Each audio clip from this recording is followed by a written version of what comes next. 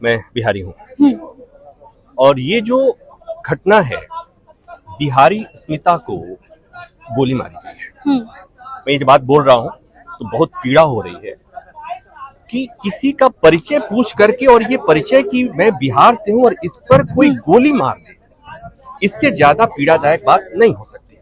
तो ये बिहारी स्मिता की हत्या है और वो देश की राजधानी में। हम किसी पटना और खगड़िया और किसी झुंझुनू की बात नहीं कर रहे, हम देश की राजधानी की बात कर रहे हैं। तो जो पांडव कुमार के साथ दिल्ली पुलिस का इंस्पेक्टर गोली मारता है और इस पहचान के लिए मारता है कि उसने कहा कि मैं बिहारी हूँ।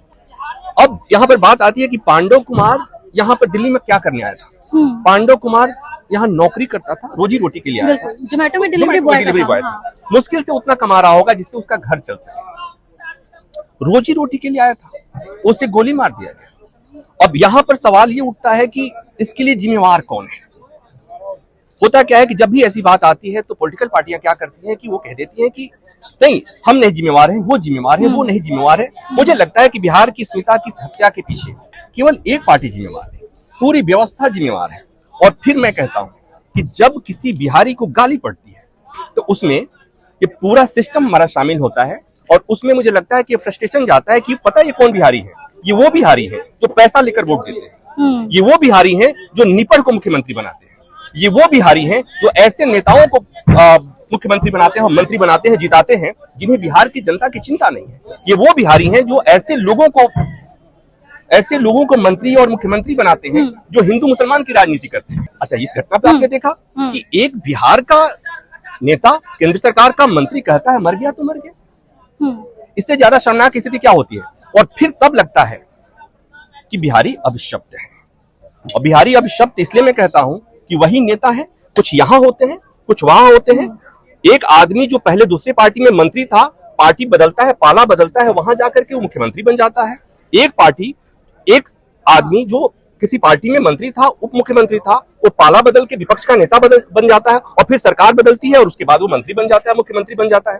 तो मुझे लगता है कि ये बहुत सही समय है।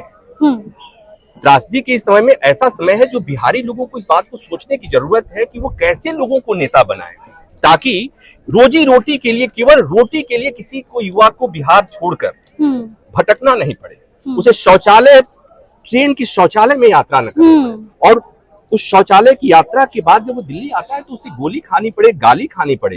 और यही नहीं होता, उसके साथ एक और बात देखो, और बिहारी उसके लिए एक श्राप की तरह ना हो। अब इसके बाद कहने के लिए कुछ बहुत बचा नहीं है। मुझे लगता है कि एक ऐसा समय है जब बिहारियों को सोचना पड़ेगा। और मैं तो इतनी बात कहता हूं कि केवल मैं नेताओं का दोष नहीं देता हूं। कहा जाता है कि जैसी प्रजा वैसा राजा। अगर बिहारी इस तरह का नेता चुनते रहेंगे तो वो गाली भी खाते रहेंगे, गोली भी खाते रहेंगे। इन नेताओं से, कम जो नेता हमें दिख रहे हैं, उन नेताओं से हमें उम्मीद नहीं है, इसलिए कि हमने उम्मीद करके देख लिया रोज चीजें खराब हो रही हैं, रोज चीजें सड़ रही हैं। उन्हें सियासत, कुर्सी और वोट से ज्यादा उन्हें किसी चीज से मतलब।